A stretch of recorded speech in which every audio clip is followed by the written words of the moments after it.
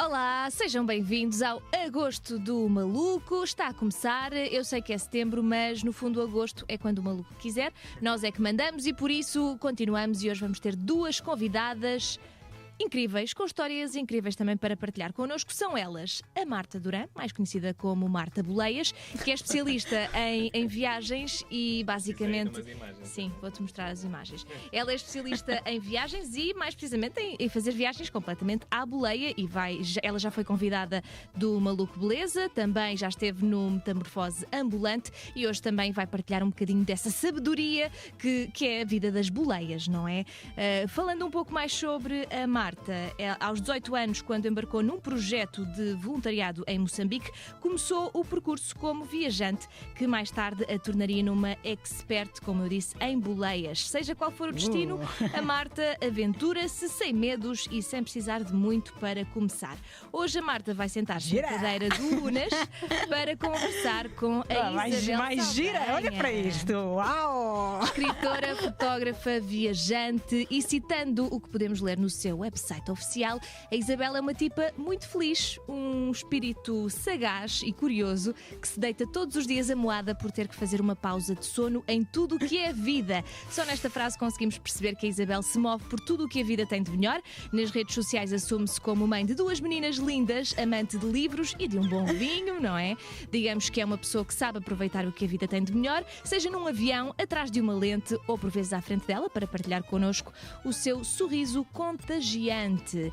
Hoje temos então Agosto do Maluco. Podem deixar as vossas perguntas no Patreon, em patreon.com/malucobeleza podcast ou através do youtube.com/ruiuna. Já sabem, podem deixar aqui um super chat e relembro que deixem like, malta.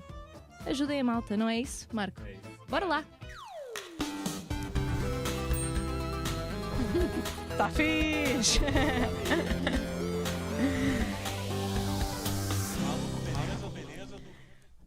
Vamos começar? Vamos a isto. À nossa.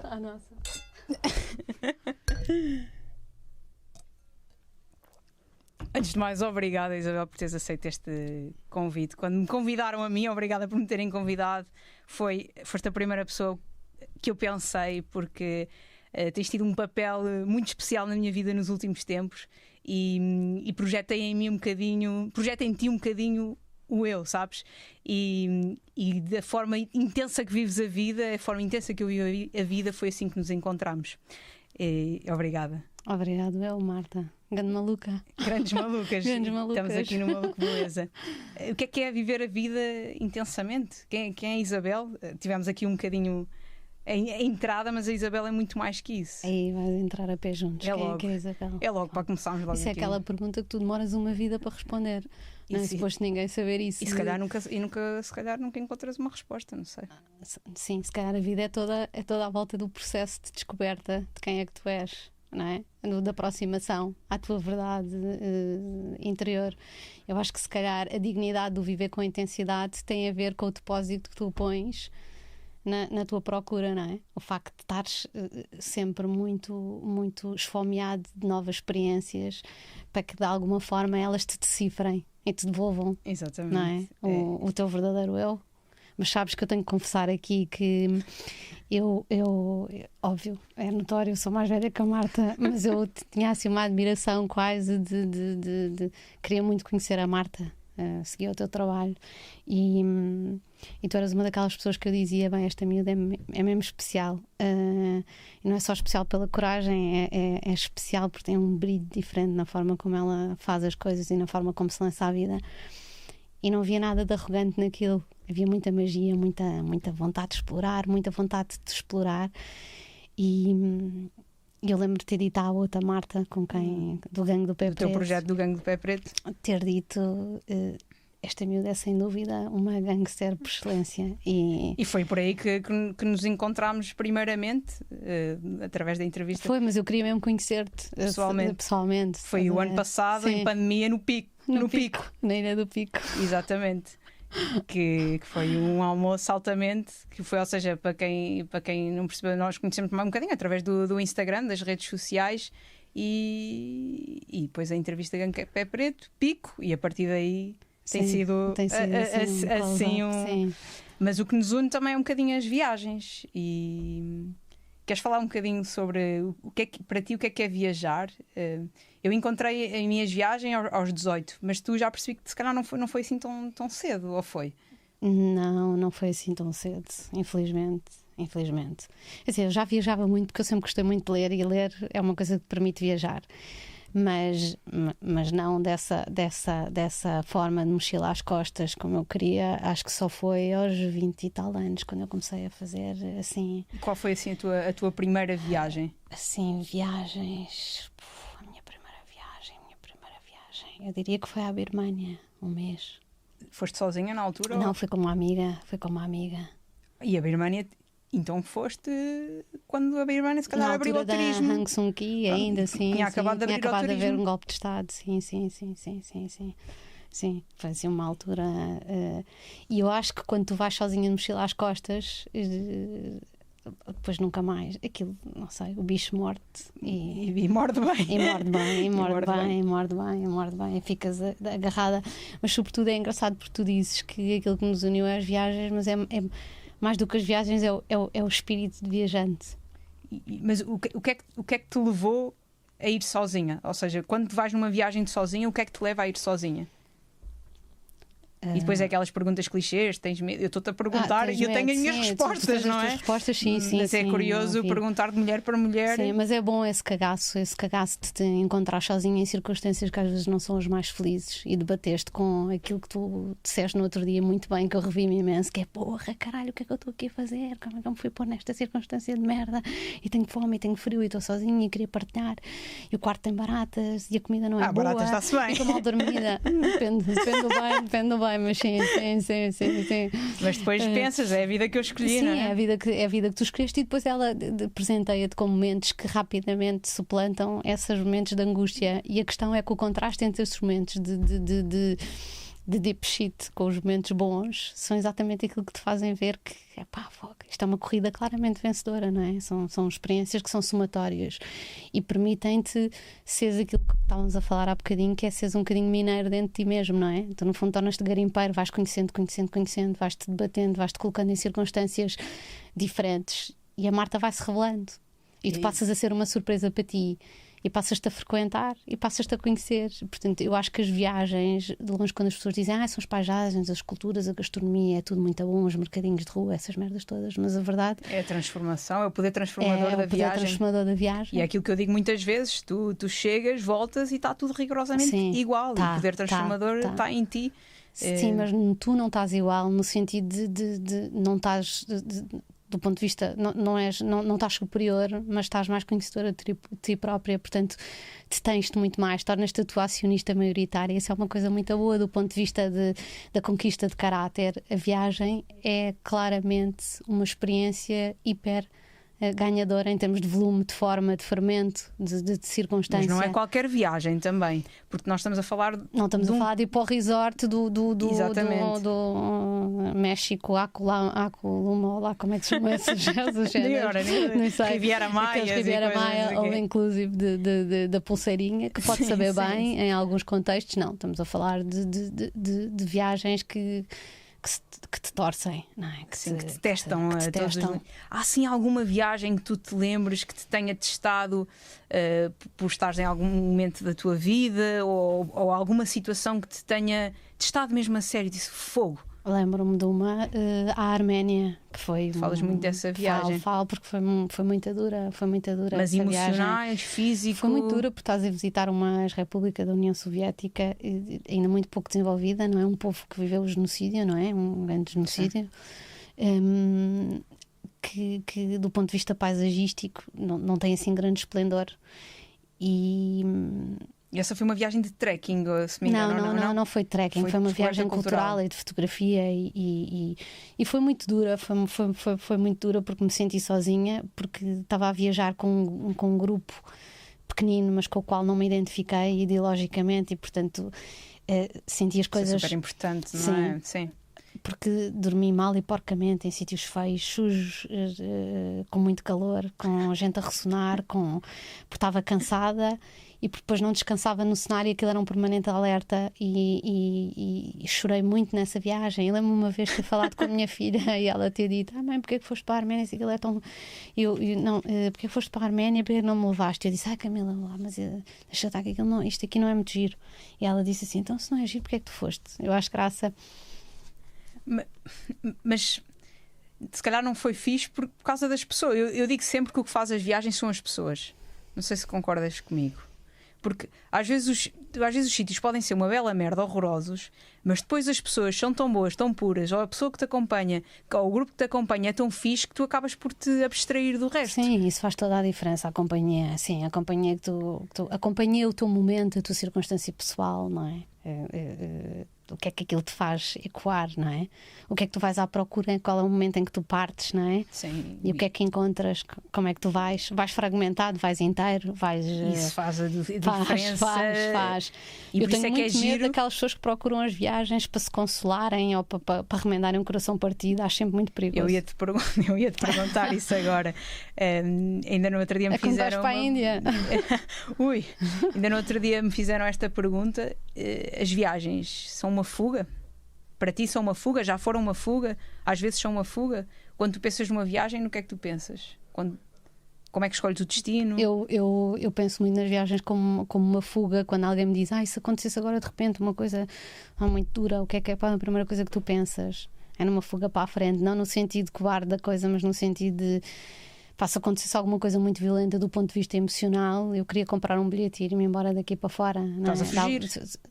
Não, estás a quebrar o teu espaço espacial e temporal e estás de alguma forma a desvincular-te da tua circunstância e a achar que como te vais colocar noutra circunstância, te vais moldar de forma diferente, o que é super ingênuo, porque o teu coração e as tuas emoções vão contigo para o destino onde tu te encontras. Portanto, elas perseguem, they'll hunt you down, não é? Caçam-te. Totalmente. Portanto, se tu estás na merda... Não viajes para a Índia. Não viajes para a Índia, não, de todo.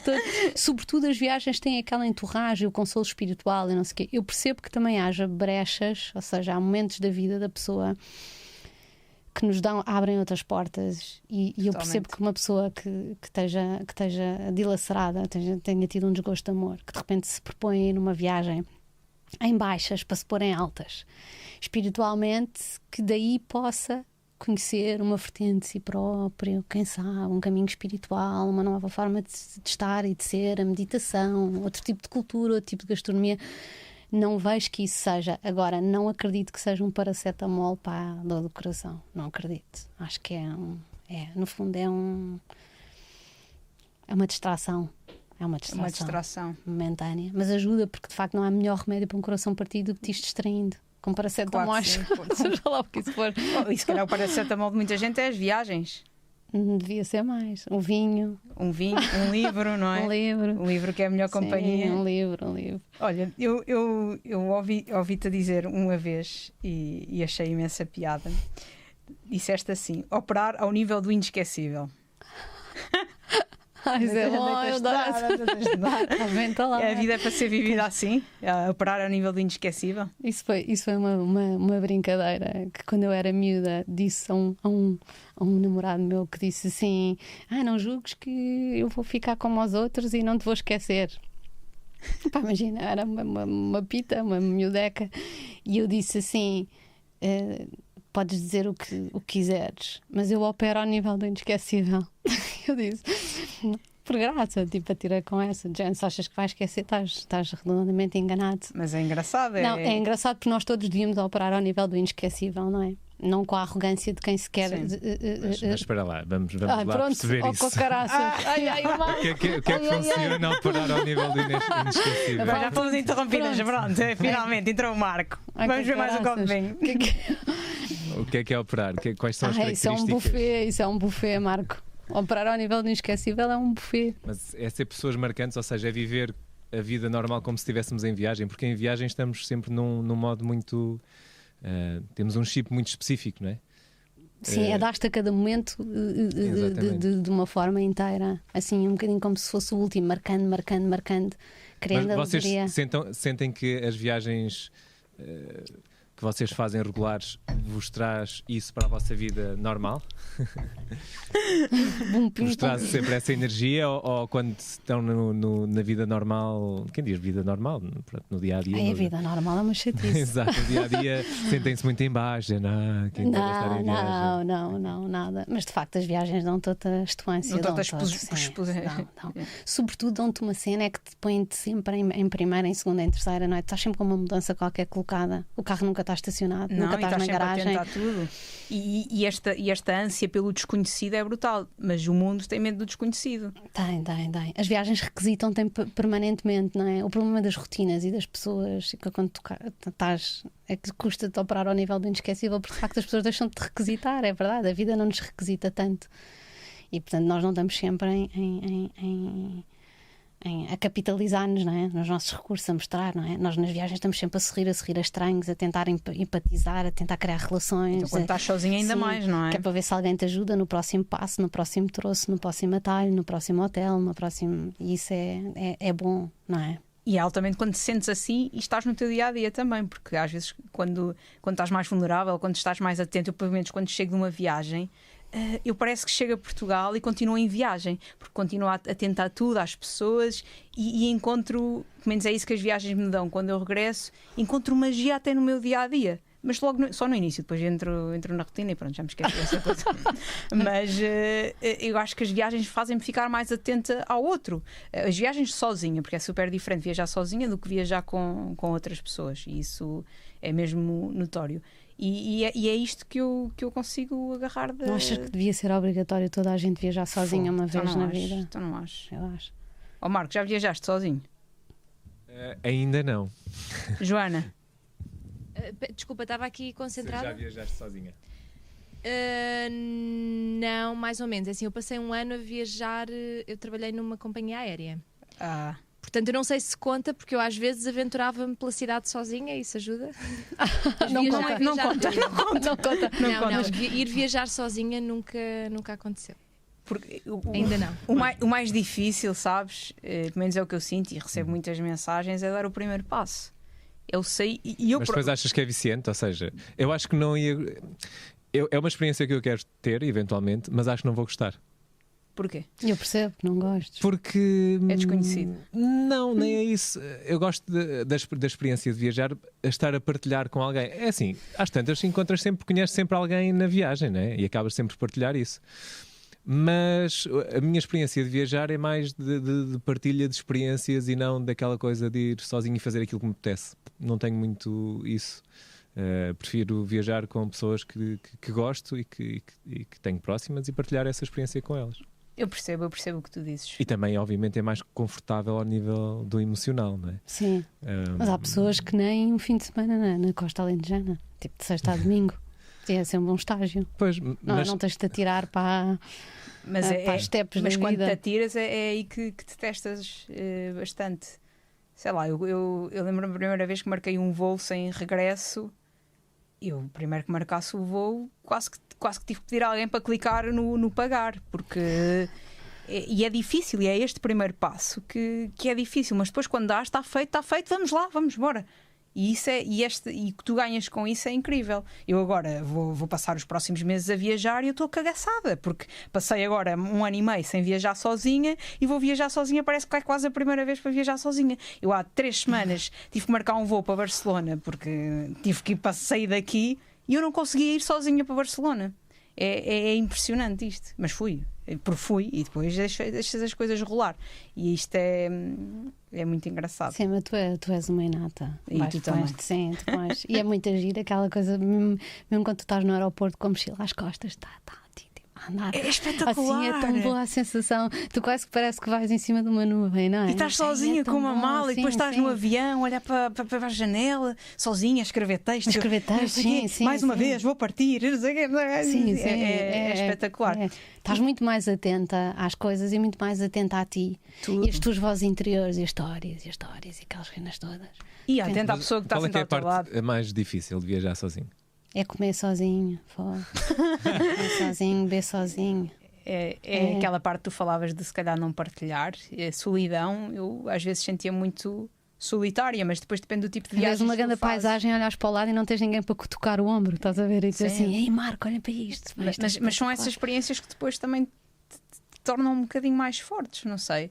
Eu neste momento tenho saudades de viajar sozinha, porque depois sentes esse vício, essa vontade de estares a toda a hora.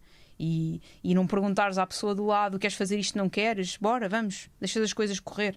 E isso é incrível, é mesmo incrível. Deixares a vida levar-te, deixares a viagem levar-te, deixares os acontecimentos levar-te. E eu a viagem que eu fiz sozinha, aquela que me marcou mais, foi a viagem de bicicleta aqui de Carnaxide até à Guiné-Bissau, e foi incrível, porque eu estava sozinha, era eu, os locais, dormia. Eu estava sempre sozinha, mas eu fazia sempre questão de tentar dormir na casa de algum local. Ia bater sempre à porta: olha, posso dormir aqui?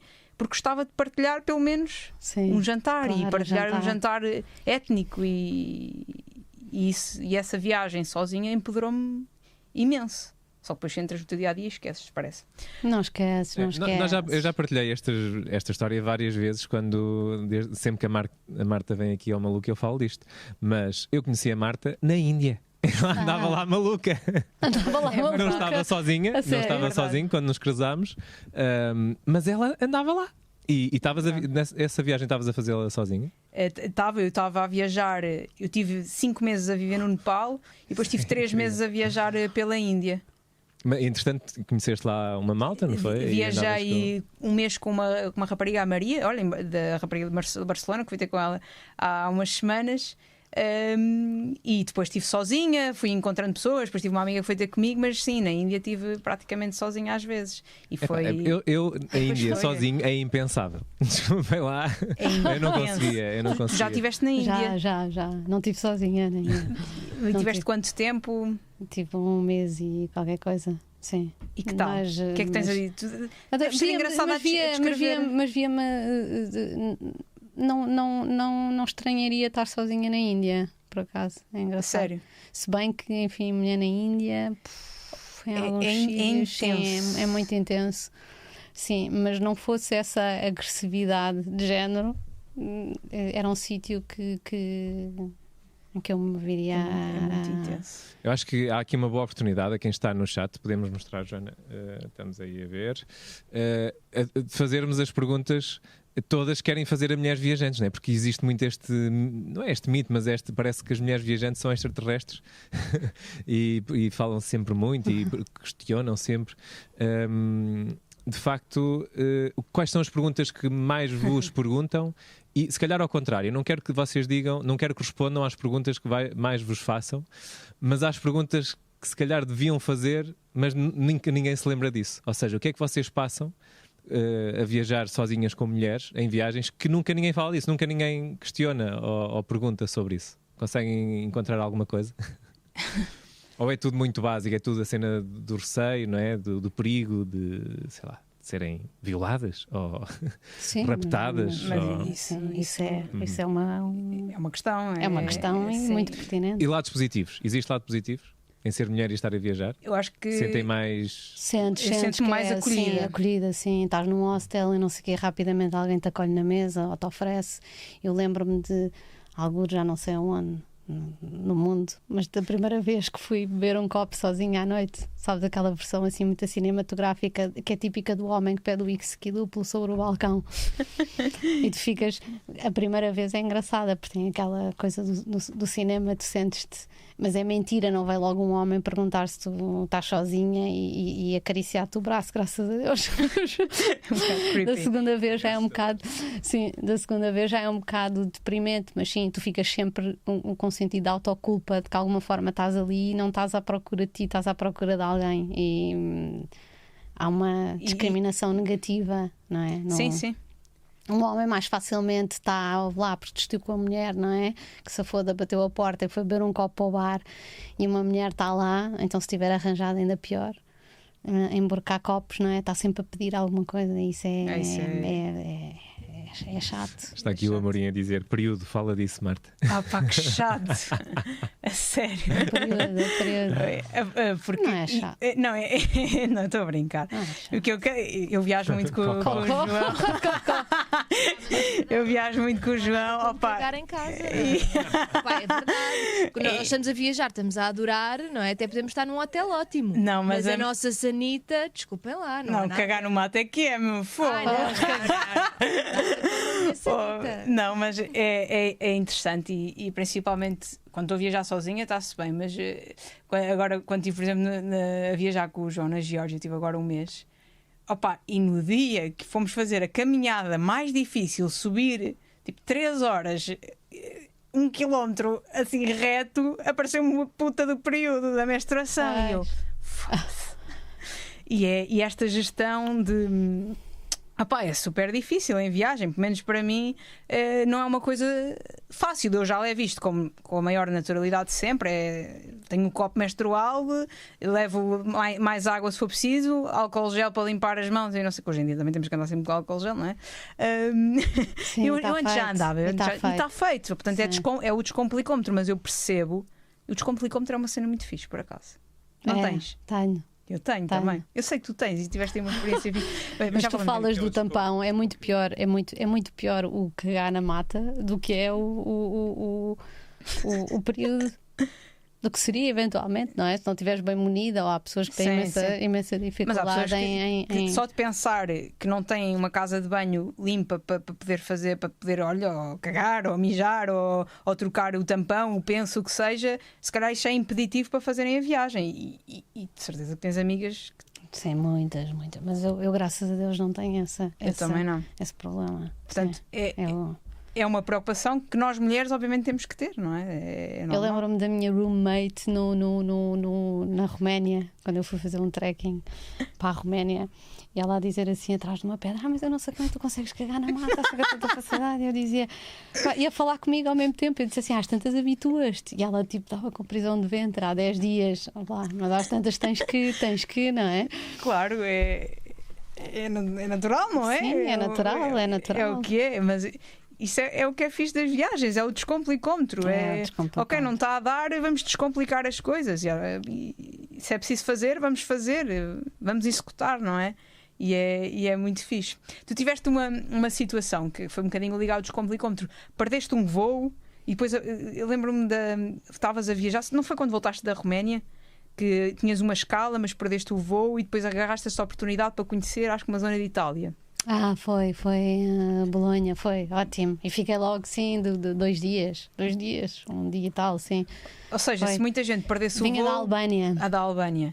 Ou seja, se muita gente fosse perder esse voo, entrava em parafuso. Em loop. E tu agarraste essa oportunidade para conhecer o mundo. Não, mas eu logo, a malta toda no balcão do check-in e coisa, a tentar tratar e não sei o quê, e eu já a ver no Booking as opções de alojamento em Bolonha. Porque eu já não quero voltar. Agora tenho esta oportunidade, já só quero ir no voo mais tarde. Claro. Me encontrarem, me eu fazia arranjarem. exatamente o mesmo. Portanto, fiquei, e tenho filhas, como é que é? Não sei o quê. Porra, não é por um dia e meio. Tipo, não vou complicar, não vou acelerar e vou aproveitar, porque a vida desviou-me para Bolonha. Quando a vida te desvia para Bolonha, tu vais. É um sinal. É um sinal. A vida encaminha-nos, não é? A vida encaminha-nos. Acreditas nisso? Acredito. Acredito, tu encaminhas a vida e depois a vida se encaminha contigo. E sem viagem sente-se mais? Vocês sentem isso? Ou seja, quando vão sozinhos, porque é assim, é muito quando estamos acompanhados. Pronto, vais ali, tens as coisas mais ou menos combinadas, estás de férias, mas eu de facto nunca tive essa experiência e gostaria de ter um dia de ir tipo 6 meses viajar e andar ao sabor do vento, ao sabor da viagem, né? E de facto a viagem, às vezes estás num sítio de género, e agora? O que é que me vai acontecer? Onde é que eu vou dormir? E de repente acontece qualquer coisa e nós temos a metamorfose ambulante que existem imensas histórias dessas, que as pessoas estão numa situação enrascadas e de repente tudo se resolve. Vocês sentem isso? Sempre. Sim, claro. Sempre. Eu adoro não saber onde vou dormir. Sim. Adoro essa sensação. Estar em viagem. Onde é que tu vais dormir? Não sei. Eu acho que há truques para diminuir o desconforto. Eu não sei se tu tens, Marta. Eu nas viagens assim, para o desconhecido, ou nessas viagens que tu te atiras e agora logo se vê, eu há 2 coisas que faço, que é trato sempre da primeira noite e do primeiro restaurante. Eu gosto muito de comer. e pelo menos asseguro que a primeira noite eu tenha uma boa noite de sono, que é para depois ter quilometragem para me atirar para o que aí vem e garantir isso. Depois de resto é tudo aventura. Sim, eu também tento pelo menos a primeira noite, até porque normalmente as primeiras noites são em grandes cidades, portanto aí há que ter sempre cautela, mas a partir daí é para onde o vento me levar. E é incrível, ai que saudades, que saudades, que saudades desta liberdade, deste desapego. Temos aqui uma pergunta no Patreon da Maria Inês Barros, que diz: olá a toda a equipa do Maluco Beleza e respectivas convidadas. Tornei-me patrona recentemente e é a primeira vez que faço uma perguntinha, por isso aqui vai. Qual é para vocês o destino mais surpreendente, impressionante, deslumbrante, fascinante que tiveram a oportunidade de visitar em Portugal? Apesar de difícil, tentem não recorrer aos sítios mais clichê, tipo Açores, Douro, Costa Vicentina, etc.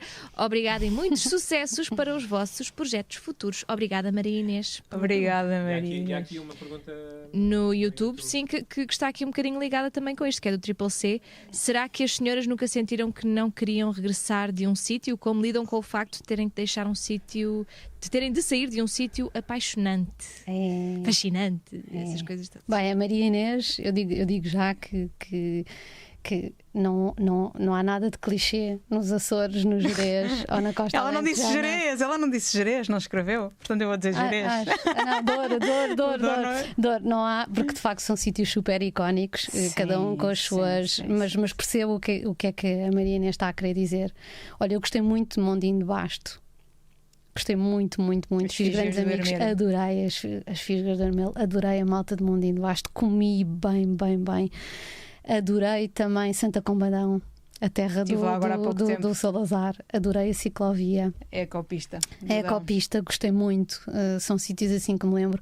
Adorei, não conhecia Santa Ignorância, a Ilha do Farol, não conhecia. Olha, eu também não conheço. Acreditas que eu não conhecia? E a minha irmã estuda para aqueles lados. Espera lá, procura lá, Joana, por favor. Como é que é? Ilha do Farol? Ilha do Farol. Olha, e um sítio Mas que é literalmente uma ilha? É literalmente Em uma Faro, ilha sim. em Faro, atravessas em Olhão e é um conjunto a de. minha irmã estuda em Faro e eu nunca fui. E é à engraçado Ilha que do essas Farol fotografias assim, isso parece assim meio isolado, mas Mas é depois uma cidade? Não, espera lá. Isto está ligado, tipo, sim, ok, uma língua, não é? é uma que está língua, paralela. não, mas é uma língua que não tem ligação à terra. É a Ilha do Farol, a Colatra e tem outra. Sim. Pois, agora também não sei. Não conhecia. E depois são casas de piso térreo, não é? de pescadores também, não é? Não, eu já estive aqui aliás, já passei a noite aqui nesta ilha. Acabei por dormir lá. E tem um andamar e come-se muito bom, bem. Olha, um sítio mas eu gosto muito de natureza, portanto eu vou sempre cair para as serras. A Serra da Estrela, pronto, é aquele clichê, mas tentar se calhar ir no verão, apesar de eu gostar muito da Serra da Estrela no inverno, é E espetacular. Serra da Lousanha, as aldeias de Xisto, mega. Eu gosto muito da zona centro, eu gosto muito da região centro. É assim, eu também sou uma menina das serras, também gosto. Pois é, uma pessoa muito gosta das de ir para o serras. mato, calçar a bota, sujar o pé. Sim. E- E depois como sempre muito bem, chouriços, enchidos e feijoadas e chanfanas e. Pois eu não como carne. Pois, não há pessoas Não há perfeitas. Mesmo para quem Mas não bebes come vinho, carne, mas bebes vinho. Há sempre a opção vegetariana e bastante boa. Pois há, Nem que seja uma alface, uma salada mista. Cada umas vez que vou jantar à azeitonas casa temperadas. cada vez que vou jantar à casa da Isabel, ela, coitada, ela sofre. Da outra vez foi uma alheira e eu, Marta, não comes a alheira, metes um ovo. E eu, pronto, meto um ovo. Não era alheira, era ovos com farinheira. Foi a mesma coisa, vê lá como eu não sei. Ela comeu a couve. Mas olha que há a alheira vegetariana Pois e é há. muito boa. Pois é, confesso. Pois. Olha, diz-me. Desculpa. Passares para a próxima tema. Sim, ele, Que era ele se- está a se- perguntar quando nos apaixonamos. como é que lidam com o facto de saírem de um sítio apaixonante, não é? Que se vos apetece ficar. É isso, Olha, voltamos, eu volto. Pois. Pois, aquela volto. história do não se volta a um sítio onde se foi feliz. Eu nunca concordei com isso. peta. Eu dizia Não, isso não, não, na altura mais melancólica, em que estava triste, a sofrer de amores. Não volto ao sítio. Não, já voltei. E é espetacular. Se Não foste voltas feliz, a queres ser feliz tentar. outra vez. É verdade, não Claro. voltas a tentar recriar. Não podes ter. Exato, tens de criar novas histórias. Agora, E- voltar a um sítio apaixonante é como voltar a uma pessoa apaixonante, não é? É sempre uma coisa que a questão está que a tua memória afetiva tenta sempre recriar as emoções do passado. Claro. Em E todo isso é lado, que é- até no isso é nosso que é- dia a dia. sim, isso é que é o mal do regresso. Não é tanto o regresso em si, nem é tanto o lugar, é a tua expectativa relativamente ao lugar. Se tu conseguiste capar essas coisas e estar com a folha branca branca, limpinha, Claro. para recolher emoções novas, então aquilo passa a ser um lugar novo. Sim, porque senão né, sim. até as pedras da calçada dizem o nome da pessoa. Portanto, não, isso cabe mesmo Mas a eu nós. já quis muitas vezes não voltar. A que sítio? Não, já quis muitas vezes não voltar. Não voltar a casa. Não voltar.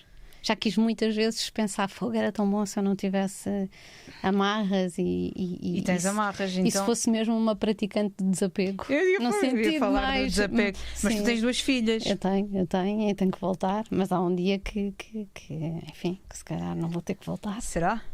Acho que sim, eu eduquei-as para isso. Não é para o meu desaparecimento.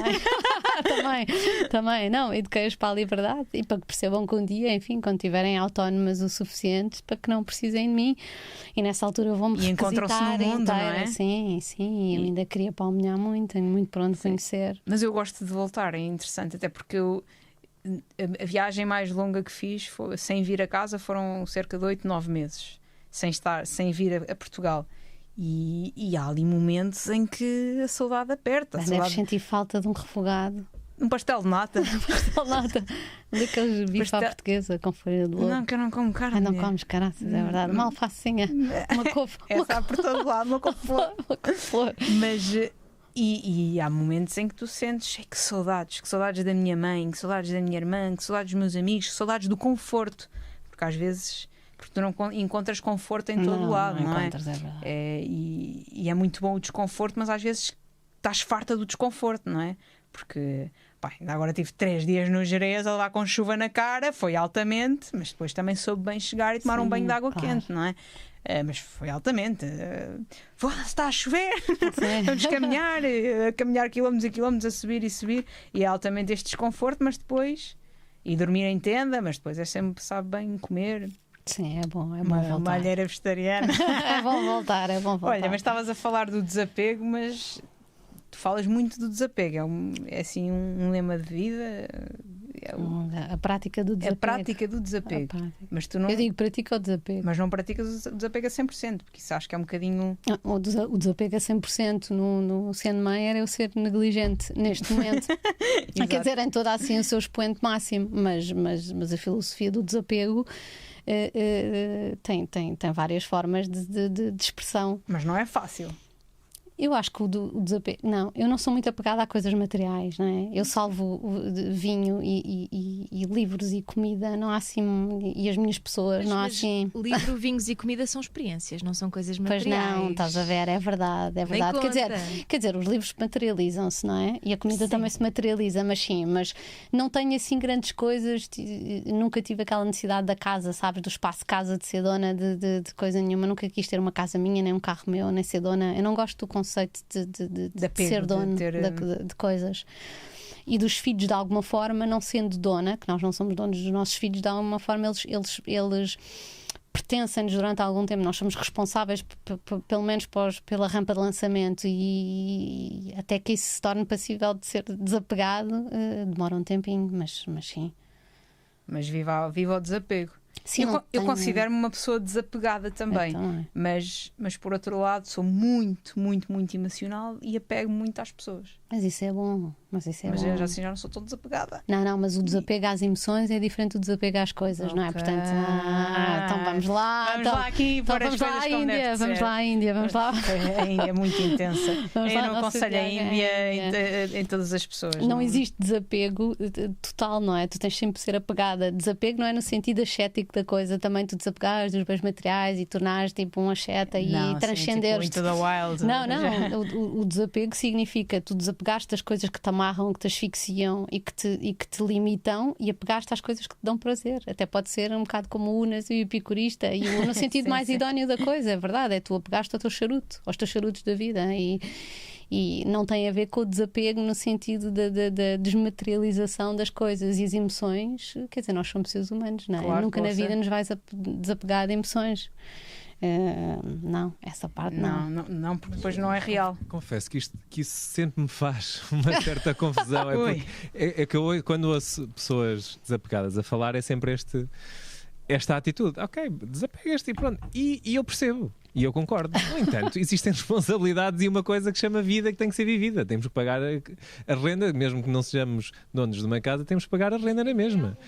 Temos que ir ao supermercado e comprar comida. E a vida está muito cara. Está, caraças, não está nada fácil para o desapego.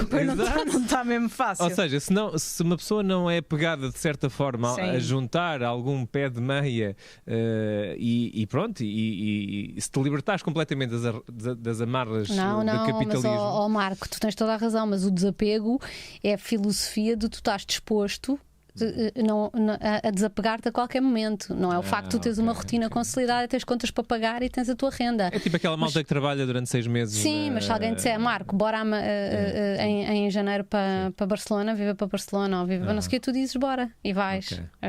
Ok, entendo. É solto. Mas aí depois pensas, epá, tanto trabalho a construir esta vidinha. Lá vou eu começar tudo de novo. Mas isso é que depois é aquela questão, por isso é que as pessoas acabam por viver sempre a mesma vida durante a vida toda. Olha, a vida durante a vida mas toda. Agora, se tivessem 2 vidas e 3 vidas, repetiam a mesma vida, já viste? Não, que triste. Mas há várias vidas numa vida? Claro que há várias vidas numa vida e há várias personagens de papel, dentro agora no final. Não posso falar, porque senão ainda estou a dar spoilers. Mas há várias vidas numa vida. Há várias vidas de uma vida. Há pessoas que vivem mais vidas de uma vida do que outras. Pessoas que têm 3 e 4 casamentos, para mim viveram 3 e 4 vidas, não é? Não sei, eu não sei se os casamentos são exemplo do sim, mas eu percebo o que é que estás a dizer. São realidades completamente diferentes. Moldaram-se a uma pessoa, não é? Criaram circunstâncias de vida e de vivências muito. Sim. E as pessoas que estão ao nosso lado imprimem-nos uma forma de viver também muito específica e muito particular. Sim, mas se não for especialmente rico, se não for especialmente diverso, se não for especialmente desafiante, não é especialmente diferente, não é? Sim. E no fundo tu mudas as pessoas, mas repetes as circunstâncias, não é? Uma coisa é tu dizes assim, olha, vivi com um norueguês, não é? No Báltico, vivi com um argentino em Paris, não é? E vivi com um francês em Boston, não é? Pronto, aí percebo, não é? Diferenças culturais. Agora, não sei se enfim, e depois mesmo assim, quer dizer, todos eles podiam ser uma grandíssima seca, não é? E as histórias serem mais ou menos repetidas, mas pronto, duvido, porque a circunstância geográfica e cultural era diferente. Mas não sei. Enfim, não tenho essa experiência. Não viveste? Não tenho essa experiência. É engraçado, eu sou uma miúda, não é? 26 anos, não é? E é engraçado eu acho que é. Eu acabo por perceber que os meus amigos muitas vezes são todos mais velhos que eu. Eu sinto mais vezes uma miúda, mas no meio de tanta experiência acho que há sempre temas para falar e acho que consigo aprofundar as coisas. Mas com estes 26 anos eu às vezes sinto que já vivi algumas vidas, ou pelo menos 2, se calhar 2 ou 3. Há mais. Achas mais? Mas eu tenho. Tu deste a vida com mas muita, eu tenho ânsia de. com muita força. Eu tenho ânsia de viver a vida. É estranho. É estranho. Fogo. Tenho muita ânsia de viver a vida, de conhecer. Tens inquietude. Olha, inquietude. Inquietude, não, de outro tema que nós gostamos.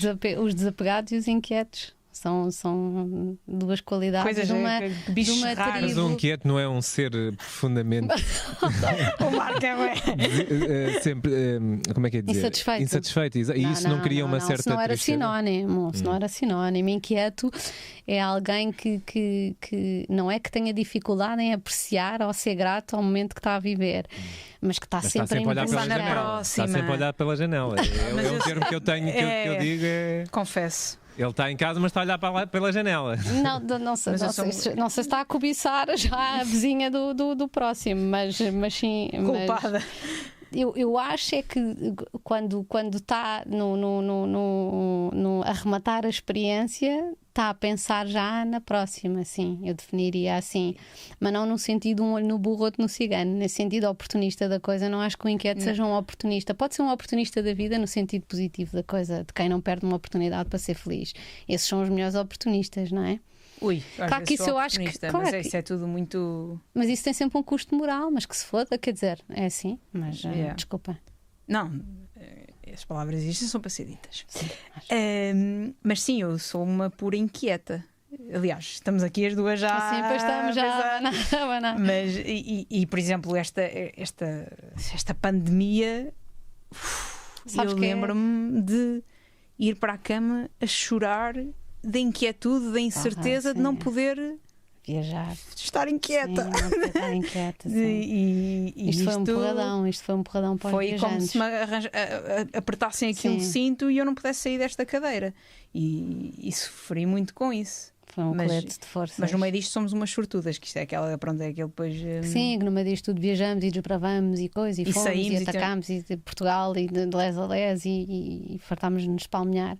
Mas como the world is not enough, não é? Quando tu gostas de viajar, tudo parece pequenino, sim, não é? Sim. Portanto, tu precisas da extensão do mundo, não no sentido arrogante, mas de quem quer, tem muita fome de viver coisas. Eu sou totalmente a favor dos inquietos. Aliás, eu acho que devia haver comprimidos de inquietude. Para as pessoas ficarem mais desinibidas? Sim, para as pessoas ficarem mais inquietas, porque a quietude é uma antecâmara do fim também, quer dizer, ficas muito, muito quieto, morres, não é? Na natureza, a natureza ensina-te isso, não é? Os predadores nunca estão verdadeiramente quietos, a não ser no momento da caça, quando estão a mirar o alvo, não é? Portanto, a vida faz em movimento, não é? Claro que eu depois também acredito na contemplação, na leitura, no deleite e nessas coisas todas. Mas isso não tem a ver com inquietude, isso teria mais a ver com frenesim, não é? Aquelas pessoas que são muito frenéticas. E agora as pessoas devem estar, mas como é que estas duas ganham a vida, não é? Porque estamos a falar de inquietude, estamos a falar de desapego. Aí eu pedi conselhos ao Marco, porque isto é difícil, de viver com desapego e inquietude e ganhar dinheiro. Conta-me lá tu, Marta, como é que isso vai? Eu acho que é o desenrasque também. Eu pelo menos, pronto, eu sempre fui à base do desenrasque. Sempre, desde a minha secundário, 10 resvés, faculdade, 10 resvés, e foi sempre ao desenrasque. E quando precisei de dinheiro, ok, o que é que me dá dinheiro? E eu faço o que for preciso para ganhar dinheiro. Fui trabalhar para o tuk-tuk para poder viajar. Agora vi-me aflita na altura da pandemia, fui fazer caminhadas. E tu atiras-te também, de cabeça. Tu metes uma ideia na cabeça, ou pelo menos eu meto uma ideia na cabeça, e levo tudo à frente. Às vezes é perigoso, mas em tudo. Tudo na vida. É tudo na vida. É bom. Portanto, este... Não tens um grande PPR, mas também, quer dizer, não sei. No outro dia, um amigo meu dizia: tu ainda continuas a viver a vida como se ela não fosse acabar. E eu disse: continuo, mas estou fodida se ela não acabar, porque depois acabam os recursos. Portanto, esta coisa de viver é no pressuposto da nossa, que isto é efêmero, não é? Sim. E que algum dia, não sei, eu vejo virtudes nas duas formas de vida, não advogo nenhuma em particular. Há quem goste de trabalhar a vida toda na mesma coisa, faça o seu pé de meia, compre os seus ativos, depois rentabilize. Eu desviei-me um bocadinho desse caminho, não é? Eu sempre fui muito estudiosa, tirei 2 licenciaturas, tirei um mestrado, trabalhei em consultoras, trabalhei em multinacionais, fiz não sei o quê, e depois decidi, agora quero ser artista. Não era, quero.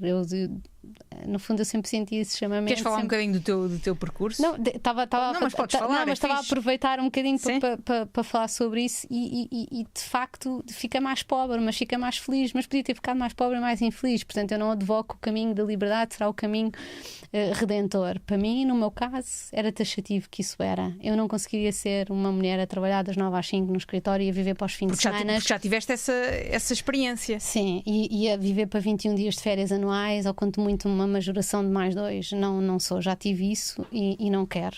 Agora que sim, que vivo no fio da navalha, muitas vezes vivo, sim, que é fodida, às vezes ir ao talão multibanco e vês que tens 250 euros, não é? Tens 2 filhas. Sim, e nem sempre podes tudo e tens um bocado de medo e depois tens a idade e depois pensas, então não posso viver assim toda a vida e sei lá, e ficas com medo, e ficas com muito medo do que é que te promete o futuro, mas depois os ensinamentos de quem vive assim não na inconsciência da cigarra que vai cantando, mas dando importância de facto a esses momentos, a ser verdadeiramente feliz. A verdade é que é um grande retorno. Eu não troco nunca mais agora, na vida, eu troco o tempo por dinheiro, nunca mais. Porque Nunca mais. Aquela brincadeira Sim. do tempo é dinheiro, mas Isso é a maior verdade. currency que eu aprendi. Nunca mais. Ninguém me volta a engafetar no sistema. Quer dizer, a não ser que eu não tenha mesmo outra forma Mas de. como, Isabel? Como? Porra, Como é que vai Marco, ser? não Qual é que sei. esse é o segredo? Não, Mas queremos saber, porque Então- se não estás então. no sistema. Não, mas eu Então? estou no sistema, eu tenho um contribuinte, um contribuinte. Olha, o Agostinho da Silva não tinha cartão de contribuinte, não sei como. Mas assumes-te como escritora também e consegues rentabilizar Pá, esse... pois é, Sim, workshops, não, eu faço workshops. Agora vamos lá falar a sério. Não, Ou seja, não, não. No fundo, eu acho que estou a chegar onde é que tu queres. Acho que conseguimos aqui um consenso. Porque, de facto, é possível nós vivermos a fazer coisas que nos fazem felizes. É, E se calhar não consideramos bem isso trabalhar. Eu não considero que estar aqui neste momento seja trabalhar. Embora, Estás obviamente, aqui que com 3 gajas espetaculares, lindíssimas, umas Não é, brasas. o Maluco pô. Beleza para mim nunca foi Nunca foi um trabalhar. trabalho. É por isso que também, sei lá, dediquei tanto e às vezes me desvia de trabalho que tenho pago ou seja, é um, Já te bocado, lixaste. complexo, né? Não, mas obviamente que eu estou aqui e este tempo que eu estou aqui. Eu depois no final do mês tenho que tenho que ir ao Lidl, que eu gosto muito de ir ao Lidl. E tenho que pagar as contas da minha casa, né? Ou seja, Claro. obviamente que o tempo que eu disponho aqui também tem que ser remunerado. Portanto, Claro. acho que é de facto um equilíbrio entre, e tu falaste há pouco que estiveste em consultoras e afins, e que se ganha muito dinheiro, né? Eu acho que aqui o equilíbrio é não sermos gananciosos ao ponto de estarmos aprisionados num sítio só porque nos dá muito dinheiro, e sim termos um equilíbrio de vida em que nos permite viver medianamente, A fazer com aquilo que algum gostamos. conforto, a fazer aquilo Mas que... por isso é que eu Com o mínimo considero-me conforto a fazer aquilo que uma queremos. sortuda, porque, Eu acho que esse é o equilíbrio. claro, e eu sinto-me uma sortuda por conseguir. Nova, Não posso falar, pronto, já me calei. Não, pode Mas, ir, deve. Sinto-me uma sortuda por, aos 26 anos, conseguir viver daquilo que gosto, não é? Mas também é preciso Isso ter um bocado de cuidado, Marco, e é engraçado que quando tu vives muito das tuas paixões, depois corres o risco de deixar de ter paixões inoculadas, ou seja, no sentido que todas elas estão prostituídas, ou seja, todas elas estão ao teu serviço. E Isso é a história da minha vida. Pois, não, eu digo isso porque eu também senti isso na pele, não é? Porque eu gosto muito de viajar, depois que eu ganho do pé preto e pronto, começas a monetizar. Depois gostas de fotografar e às tantas pagam-te para fotografia e começas a monetizar. Gostas de escrever e depois às tantas pagam-te para. Sim, depois às tantas já não tens. fazes por ti, sim, não é? já não tens nenhum espaço, nenhum empty space e essa merda faz falta, faz muita Pois falta. faz. Principalmente se tu tens atividades com um grande pendor criativo, tu precisas desse e portanto tu não podes prostituir tudo. Eu mesmo o vinho, eu acabei por fazer um vinho. Claro que eu não considero que isso seja o facto de tu estás a rentabilizar uma paixão, não significa que estás a prostituir. Mas quando tu confundes muito a questão do prazer com o trabalho, corres o risco de não conseguir discernir entre os Sim. dois. E acontece no nosso sim, trabalho, no nosso nas trabalho redes acontece. sociais, acontece isso, não é? Às vezes às vezes até parece que perdes um bocadinho da tua identidade. Aqui está, estou a mostrar o filhas teu da vídeo. mãe, pois Eu já está. provei num dia que estava na merda. Um grande filha da mãe. Grande filha da mãe, mas super bom, recomendo. Já não está à venda, já, pois não? Ou ainda está? Não. Já não está, pois. Era uma edição limitada de Ui, 1500. sortuda, pá. Não, mas justamente há aquela frase, e isto é muito aquela coisa que venderam aos millennials, e eu ainda sou millennial, estou ali no limite, mas é aquela coisa do arranja um trabalho que gostes e Sim. não. Assim não terás de mas trabalhar um dia na tua vida. Não, mas Ah, a versão moderna é e apanha um burnout. É verdade. Ok. Porque é isso, não é? Mas de facto é isso. Vamos só para fazer aqui uma pequena pausa. Vocês podem encher os vossos copos com mais um bocadinho de vinho, enquanto a Joana fala aqui sobre o que é que vai escolher, Joana? Vamos falar de. Olha, sobre uma coisa que dá muito jeito para viagens. Exatamente. Não é? Que é esta garrafa da Prozis. Vocês têm aí uma na vossa mesa que não só é garrafa como mixer, porque sobretudo, e quem viaja sabe, a importância de levarmos o mínimo de coisas possível, não é? E de não ocuparmos espaço, e por isso esta é uma solução que a Prozis tem para nós, para levar a nossa água ou aquilo que quisermos beber, e ao mesmo tempo temos aqui um mixer para os nossos batidos ou o que quer que nós queiramos misturar. Tem um award. Que award foi esse? para cima, para cima. German Design Award winner em 2018. A Prozis não brinca em serviço, não é? Ok, o que é que há Quando mais? fazem coisas de qualidade. A Prozis é um mundo de coisas. Estava aí aos acessórios de nutrição desportiva. Onde é que estava isso? Estavas onde estavas. Era onde eu estava. Era. Então, pera, eu vou voltar atrás. Não há problema. Isto, acessórios de nutrição desportiva. Olha esta mochila. Mochila Bifit, Ok. cheia de gadgets Olha, para viagem tornar. também. Para viagem também é ótima, não é? E mesmo para o dia a dia, não é? Para levares para. Olha, para levares para o treino. Olha, cheio de compartimentos. Eu adoro isto, ver as coisas organizadinhas, é tão bom. Olha para a marmita e tudo. Que Gosto dessa maravilha. mochila. Também gosto muito desta mochila. Acessórios é que há mais. Temos aqui todas estas garrafas diferentes. Temos marmitas também. Temos marmitas, temos aqui esta lancheira que tem compartimentos. A Prozis realmente não é só, mas para quem treina tem muitas coisas para tornar a vida Para um quem bocadinho não mais treina, vê lá. fácil. Vê lá. Para quem não treina, tem comida. Para quem não treina, quem é? Sou eu. Não treino, mas gosto de comer. E a Prozis, para além de ter muitas opções, até para quem quer controlar um bocadinho as calorias, não é? Tem sempre opções muito saborosas. E eu posso dizê-lo porque, de facto, não desiludem. Eles não brincam. Quando lançam uma coisa, sabemos que vai ser saboroso. Olha este croissant. Liam Brioche, croissant clássico. Tem aqui também a roupa de desporto, que dá logo mais vontade de treinar, não é? Eu pelo menos fico com vontade. Só para ficar assim gira como estas meninas. Isto é para Vibrating Massager. E fazes com ele o que entenderes, mas em princípio é para pôr aqui debaixo das costas ou das coxas. Se quiserem, podem aproveitar para usar o código UNAS10 para terem desconto e também para ter acesso a algumas ofertas a partir de certos valores. Muito obrigada à Prozis pelo apoio ao Maluco Beleza. É sempre bom termos a Prozis connosco. Prozis é vida. Vamos voltar à conversa com as nossas duas viajantes favoritas. Ui, A Marta e a já Isabel. ganhámos aí o favorito. Olha o desapego. Já enchemos outro copo de vinho. Eu, por acaso, foi engraçado. Nós chegámos. A Marta precisa de puxar o microfone atrás. A Marta, desculpa, Isabel. Sim. Ok. É verdade, estava. Já está? Já está, estava. já está.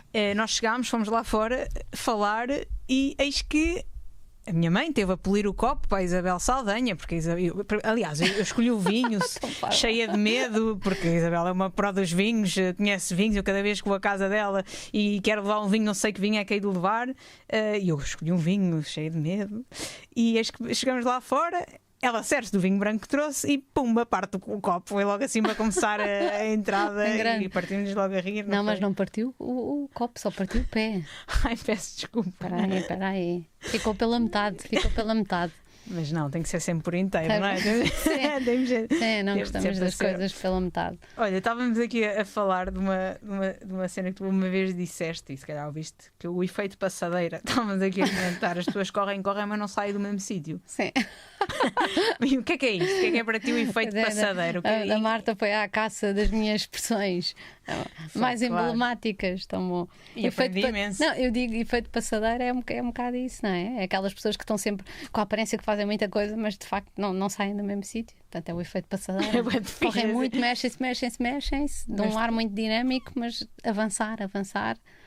E achas que há muita gente que vive no efeito passadeira? Acho, mas convencidos que estão a subir o Acho- Kilimanjaro. ok. Acho. Por acaso há de ser grande viagem, o Kilimanjaro. Pois há. É uma coisa que quero muito fazer também. Quem sabe para o ano. Quem sabe? Na passadeira. Não, espero que não, espero que não. Não. Sei lá, é engraçado, através da plataforma do Instagram, recebo muitas mensagens principalmente de mulheres e às vezes também de homens que têm medo as pessoas querem alguma coisa, querem normalmente sempre relacionado com as viagens, querem viajar, mas têm medo. Mas medo do quê? O que é que as pessoas têm medo? O que é que tu achas? Ou seja, O que é que as pessoas têm medo? sim, o que é que as pessoas têm medo? Quando queres muito uma coisa, metes o medo para trás das costas, pelo menos eu ponho, não é? Tá bem, mas a questão é que para essas pessoas a viagem é um desafio, não é uma prioridade. Eu acho que o medo Tem a ver sempre com a solidão. Acho que é um medo Da solidão? do homem, sim. Um medo da solidão e um medo do desconhecido, não é? No limite máximo, a morte, ou a doença, ou a morte, não é? Mas quem é que nos incuta esse medo? Eu acho que um bocadinho eu lembro-me perfeitamente. É a sociedade, fica aqui que estás seguro, fica aqui debaixo do meu olho. Olha que eu não estou a ver, olha para andar para aqui para o pé, para a minha beira, que a mãe está-te a ver, anda que não te afastes muito. Olha o não sei o quê, olha o senhor mau, olha o é muito isso, não é? A liberdade é uma coisa que é muito sedutora, mas é muito difícil vender a uma criança, a liberdade, não é? Ou seja, e desde pequeninos que essa ideia é incutida em nós. Eu lembro-me perfeitamente quando eu quis ir viajar sozinha. Marta, não vais ser violada, vais ser raptada, vais, faz isto, acontece, não sei o quê. E isso cria o tal medo e até aquelas pessoas que te abraçam e dizem, bem, olha, para se isto for a última vez. Ai, que horror. É? Ai, mas há pessoas que fazem isso. Não, olha, já não me lembro em que viagem é que foi, mas eu lembro perfeitamente, fui almoçar à casa dos meus avós e eu já não lembro quantos meses é que eu ia para fora e eles começaram a chorar. E eu, foda-se, isto é uma despedida. Claro. Percebes? É um adeus, nunca mais te vou ver.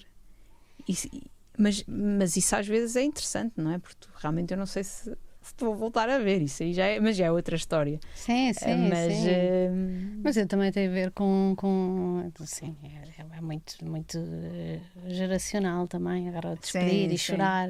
Não vais propriamente para as cruzadas, não foste imigrada de trabalho, vais pela voluntária vontade, não é? Para os avós. E muita gente se calhar também não percebe, não o percebe porquê. Exatamente o ímpeto, não é? Agora, hoje em dia, já sabem. Vais para onde é que tu estás, Isabel? Vais para onde? Sim, é de um não é giro isso. Onde é que tu estás? É tão bom. E achas que as pessoas te invejam? Ou seja, invejam a tua forma de ver, a tua forma de viver, a tua forma de estar. Tu sentes uma inveja? Assim, falando. Sim, inveja não no sentido mau, mas não, sim, nunca no sentido mau. Se calhar às vezes. Se calhar às vezes no sentido mau. Não. Acho que não quer dizer que a tua vida se torne digna quando ela se torna invejável, mas há algum requisito, alguma qualidade quando a tua vida se torna invejável ao lado dos outros, não é? Porque há um grupo de pessoas, ou um conjunto de pessoas, ou indivíduos que considera que tu estás a viver a vida e às vezes olham-te com carinho ou se calhar com admiração, não sei. Sim, isso é bom. Eu acho que sabes uma das coisas que eu acho mais carinhosa é quando as pessoas mais velhas, tipo as minhas seguidoras com mais idade, às vezes com 60, 70, 80 anos, mandam mensagens a dizer assim: eu quando for grande quero ser como tu. Tu também deves receber isso. Algumas, isso é muito engraçado, porque é muito humilde. É alguém, não é? No alto da sua sabedoria, da sua vida madura já, reconhecer que se eu agora voltasse atrás, não é? Vivia como tu, vida, não é? E isso é bom, isso é um carimbo ISO de qualidade no selo da tua vida. Eu uma vez perguntei isso num workshop aos meus alunos, às vezes nas tertúlias que eu dinamizo. Eu gosto muito de dinamizar, sabes, essas coisas das tertúlias de inquietude e lançar temas assim para cima da mesa. São workshops eu sei do que são, mas falam Sim, sobre isso. Neste caso eram tertúlias lá está, sobre temas da inquietude, sobre a liberdade, sobre o tempo, sobre o amor e para quebrar o gelo eu tinha uma caixinha com perguntas e as pessoas tiravam as perguntas e liam e depois eram convidadas a expor o tema depois de beberem o vinho. Tinham que virar o copo. Sim, porque o vinho liberta-nos, o vinho liberta, é in vino veritas. E eu lembro-me Aqui estamos nós. Eu lembro-me que uma das perguntas que eu tive num desses encontros, dessas tertúlias assim vitivinícolas da inquietude, era se tu achas que há pessoas que vivem melhor a vida do que outras. E outra das perguntas era quanto tempo é que tu gastas da tua vida a ver a vida dos outros, que era sobretudo na questão das redes sociais, não é? Quanto tempo é que tu gastas a ver os outros a gastarem a sua vida e são duas questões. Mas nós devemos viver sem medo de nos colocar essas questões. Sim, ter essa consciência. Porque nós temos de ter essa consciência que a unidade de tempo é absolutamente preciosa. E que eu não sei se eu vivo melhor do que as outras pessoas. Eu vivo o melhor que consigo e às vezes ainda assim sinto que sim, que me falta coragem, que me falta energia, que me faltam recursos. Mas eu quero rapar o tacho, não é? Quero. Mas às vezes é bom sentir que falta sempre alguma coisa, não é? Acho que vai faltar sempre. E se calhar há pessoas que não sentem isso, não é? Não, vai faltar sempre. Eu sinto que falta sempre, e por isso é que ando sempre inquieta à procura daquilo que falta. Só um bocadinho de microfone para ti, Marta, por favor, estamos a ouvir-te. Vai. Não, podes puxar o microfone, literalmente. Vai faltar. É assim, isto é um bocadinho como aquele chapéu do mágico, não é? A vida vai-te pondo e aquilo vai sempre, é a tua compostagem, não é? Tu vais pondo experiências, elas não saltam a tampa, não é? Elas vão criando vão fossilizando e tu vais pondo experiências em cima, tu podes viver, claro, neste conceito de efemeridade, não é? Mas se te dessem mais 50 anos, tu saberias exatamente o que é que fazias com esse saldo. Sim, não é? Ias capitalizando mais, não é? Eu digo sempre que as pessoas que vivem bem, ainda no outro dia estava a ver um documentário com o Filipe e disse isso, bem, porra, esta médica era sobre uma médica na Síria. Vimos há 2 dias e eu estava-lhe a dizer, porra, esta senhora devia ser majorada com mais anos de vida. Se a vida fosse justa, agora vinha o criador e dizia assim, Toma mais 10 anos para esta senhora. Porque 10 anos bons, não é? Porque darem 10 anos aos 102, se calhar. Coitadita, sim, não é? Mas devia ser majorada. Da mesma forma que o bem também devia ser compensado. Há quem diga que sim, quando tu fazes o bem propaga-se e o bem devolve-te a ti. Pois, mas devia ter uma expressão mais física, se calhar mais simbólica e porque não até monetária. Devia haver como eu uma vez escrevi, um imposto da felicidade, não é? As pessoas que produzem mais felicidade deviam ganhar mais dinheiro. Indiretamente, são responsáveis por uma energia. Não sei se ganharão, nós pomos dinheiro porque é a nossa currency mais básica, mas deviam pelo menos ganhar mais tempo, mais liberdade. Deviam ter mais dias de férias. Deviam ter mais dias para continuarem a propagar a felicidade. Não é? Isto não devia ser tudo a troco de dinheiro, devia ser a troco de emoções. Se a sociedade funcionasse bem, acho eu que era assim que. Mas voltando outra vez à viagem, muitas vezes a moeda de troca são as emoções. São. E eu sinto isso perfeitamente quando estou a viajar à boleia, as pessoas estão-me a dar o tempo delas, a boleia delas, sem dinheiro. E olha, aliás, e muitas vezes dão-me dinheiro por aquele momento que eu estive ali a experienciar, a falar, a partilhar, e principalmente quando as pessoas te convidam a dormir em casa delas, a moeda de troca é emocional. É bom quando tu sentes isso. Eu agora vou dar um exemplo muito que não tem tanto a ver com viagens, mas tem a ver com viagens, que foi quando eu levei a Maria Luísa, aquela senhora de 82 anos, à Madeira, para fazer uma campanha do bordado. E ela nem sabia bem para o que é. Ela é uma curtida, uma porreira, foi, não sei o quê, né? E depois não vínhamos no avião e eu disse, Maria Luísa, agora tem que me dar o seu NIB para fazer a transferência. E ela a dizer assim, transferência do quê? E eu disse, então, mas do dinheiro, o cachê do seu trabalho, da sua prestação. E ela disse, o quê? Mas você não vai pagar? Então eu diverti-me tanto, agora vai-me pagar. E eu achei muita graça. Ela assim, guarda esse dinheiro para as suas meninas, para o futuro delas. E eu disse, não, mas é que isto era um trabalho. A Maria Luísa foi modelo de uma campanha. E eu, como fotógrafa, tenho que lhe pagar o seu cachê. E ela, que disparate. Desde quando é que uma pessoa... Porque era aquela ideia de que era quase ridículo. Ela foi se divertir, não é? Portanto, o dinheiro era um... E acabou por ser um bom circuito de distribuição de riqueza, porque eu acabei por falar com o filho dela, porque ela não iria aceitar o dinheiro. O filho ficou com o dinheiro e deu à associação. Portanto, fechou-se. É incrível, não é? A associação da avó veio trabalhar, que foi onde eu recrutei a Maria Luísa, digamos assim. Portanto, foi fechada a chave de ouro. Mas a senhora pratica o desapego com muita força. Pois pratica. O Marco vai dormir a pensar no desapego hoje. Amanhã o Marco não aparece para trabalhar. Olha que fixe. E a fotografia, tu agora deixaste um bocadinho a fotografia de parte, ou nem por isso? Foste fotógrafa durante quantos anos, mais ou menos? Ou seja, ou como é que surgiu a fotografia na tua vida e como é que desapareceu?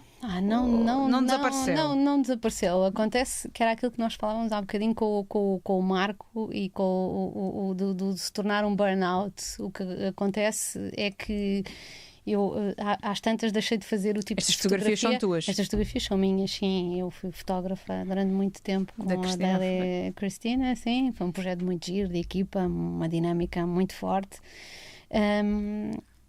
Mas depois, às tantas, a fotografia tornou-se muito imediata. Lá está, muito, muito líquida.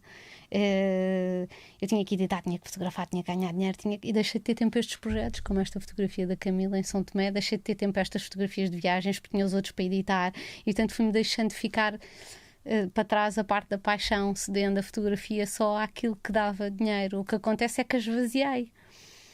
E, portanto, senti, graças a Deus, é a vantagem, por isso é que eu acho que nós devemos saber tocar muitos instrumentos. A vantagem de ter outras competências e mais-valias foi que eu, na altura, pude dizer: não, eu agora vou pôr a fotografia de lado, que era sem dúvida aquilo que me dava mais cash flow, mais liquidez. A escrita não dá tanto, como toda a gente sabe. E vou tentar ganhar dinheiro de outras formas, e depois vou recuperar a fotografia mais tarde se ela voltar para ser recuperada. E agora aos poucos ela tem voltado. Mas porquê? Porque eu já não sinto que tenho a obrigação de fotografar. E eu parece que isto é um bocado tipo mimalho. Mas agora não, tudo o que és obrigada já não gostas. Não é um mimalho. Não é já tudo aquilo que eu sou obrigada, mas tudo aquilo que já não tem paixão eu não quero fazer. Não queres fazer. Empodendo. E isso é altamente. Porque te atiras de cabeça, porque também não sabias se a escrita te ia dar.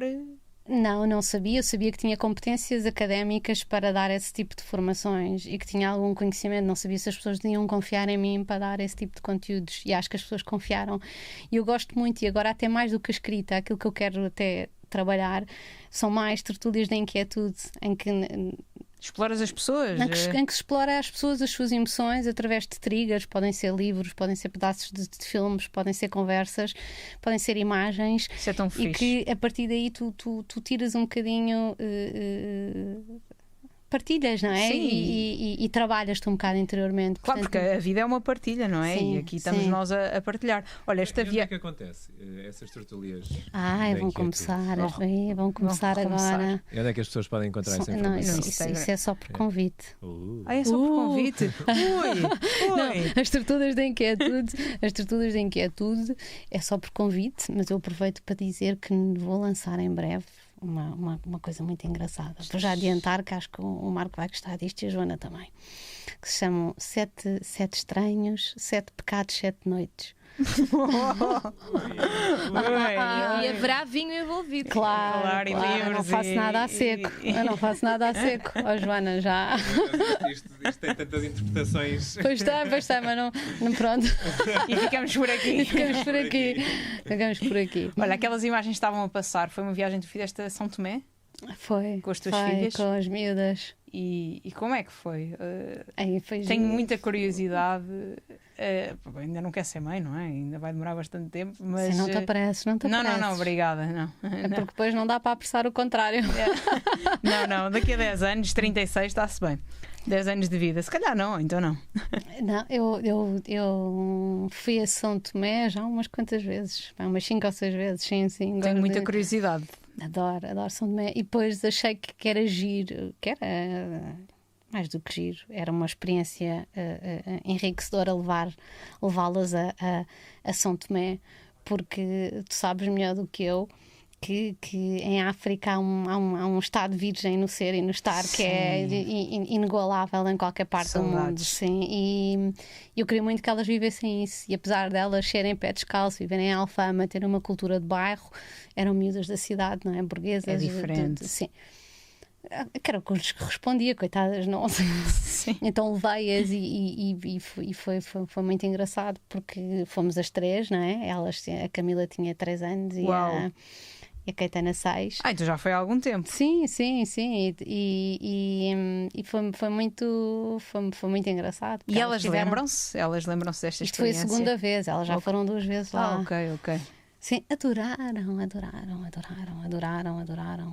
A Camila era muito pequena, depois os miúdos corriam, os pretinhos corriam atrás dela e ela dizia: mas porque é que eles gostam tanto de nós, dos amarelos? Ela dizia que eles eram os castanhos, eles eram os amarelos. Porque há muita curiosidade. Há muita curiosidade deles. E tocavam-nos nos cabelos. Sim, os cabelos então é incrível. E lembro-me de ter levado a Caetana e a Camila. Uma das coisas que fiz na última viagem que foi fui falar com as professoras, com as diretoras de turma de cada uma delas. Não tinha hipótese de levar um contentor para São Tomé, nem ia lá em missão humanitária, mas achei que, já agora dentro da turma delas, uma ação pequenina, vou pedir a que cada uma das professoras dela que peça aos miúdos para darem uma coisa que é especial para eles. Não um despojo, não uma coisa ousada, mas um objeto especial, e que me contem essa história desse objeto e eu depois vou distribuir lá. Então, tipo, a miúda dava as sapatilhas de balé ou o ursinho que tinha dado, ou não sei. E então juntei 2 malas, uma pela Caetana, na turma da Caetana, outra na turma da Camila, e depois fotografei os miúdos a receberem essas coisas. E foi muito giro. E lembro-me da Caetana ter ficado.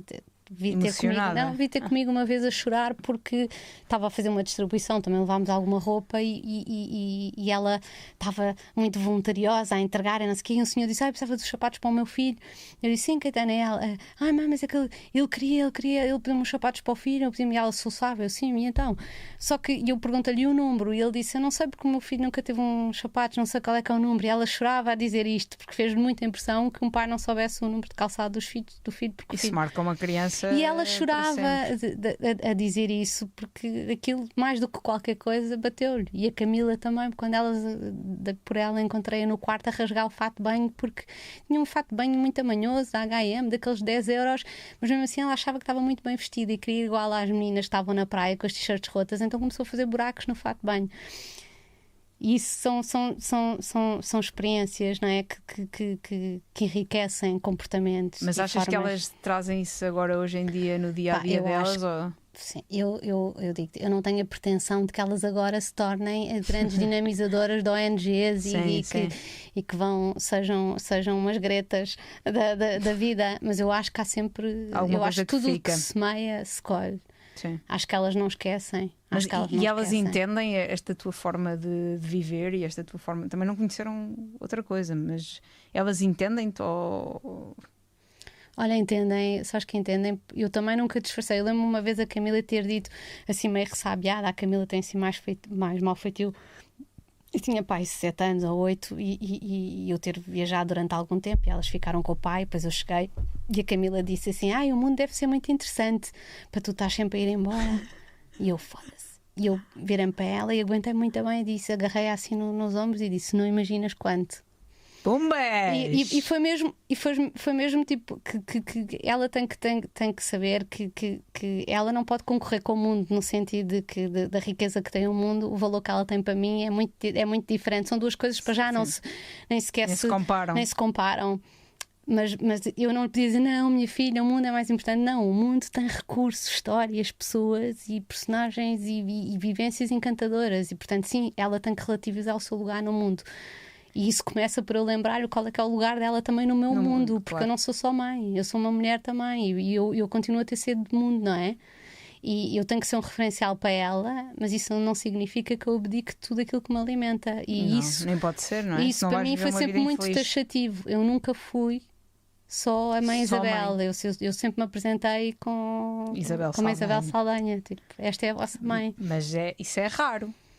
Porque há muitas mães que deixam de viver ou vivem para os filhos ou durante um certo período de tempo. É normal isso acontecer, não é? Eu também não sou mãe, eu nunca deixei, porque achei que era muito virtuoso para mim que elas olhassem e vissem uma mulher, não vissem uma mãe. Da mesma forma que às vezes as pessoas dizem que se disfarçam, que se escondem quando estão a chorar dos filhos. Eu disse, não, eu sempre chorei à frente delas, não no sentido piegas, de dramático da coisa. Nunca simulei. Mas para conhecerem mãe, que tem tantas forças como as fraquezas, as vulnerabilidades. Estou sempre a bater aqui neste microfone. Olha, e elas hoje em dia ainda te pedem para viajar ou não? Elas pedem? Para viajar comigo? Para viajar contigo e para ter experiências, se calhar. Pedem, mas agora não sei, agora estão adolescentes, não é? Querem ir para as Maldivas, tirar umas fotografias, de fazer uns TikToks, não sei lá. Já não é? Sim, não, esquece. Este período temos que embalsamar. Sim, não vale a pena, não para registro póstumo. Depois eu acho que elas voltam. Há sempre um período de deslumbramento. Que é tipo, as pessoas dizem, meu filho lia imenso e comia imenso alface e comia imenso tomate e adorava os peixinhos e subia às árvores, e agora de repente não larga o telefone. Corresponde, há um período, eu já deixei de me chatear com isso, não é? Tens que os deixar ir e depois eles voltam, é um bocado um efeito de bumerangue. Mas há muita gente que se deslumbra apenas por isso. Bali, Maldivas, é normal, pronto, é o que é. Não me identifico. Olha, mas isso acho que eu consegui. Isso eu acho que semeei nelas o gosto, mesmo com o Gangue do Pé Preto, teve muita importância esse projeto, as viagens. Estamos aqui a falar de Gangue do Pé Preto, mas para quem não conhece, podes falar. Está um bocadinho em stand-by esse projeto. Sim, porque era um projeto, não está em stand-by, era um projeto que teve o seu tempo, e é um projeto muito, muito, muito giro. Vale a pena ir ver o site do Gangue do Pé Preto. Eu faço parte dos Sim, gangsters. faço parte do gangue e tinha uma coisa muito, muito, muito única, que era nós trocámos as 5 estrelas, não é? Aquela vulgar classificação dos hotéis das 5 estrelas pelos 5 pé pretos. Portanto, nós classificávamos muito mais o impacto emocional de uma viagem do que a sua qualidade, e fizemos montes de entrevistas e trabalhávamos os destinos como se fossem experiências emocionais puras e duras. Procurávamos alojamentos locais. Mas era uma agência, é isso? Para contextualizarmos? Não, não era uma agência. Blog, no fundo era um blog de viagens. Sim, nós ganhámos 2 vezes por 2 anos consecutivos o prémio Ao Mundo. A sério? Blog, sim. Fixe.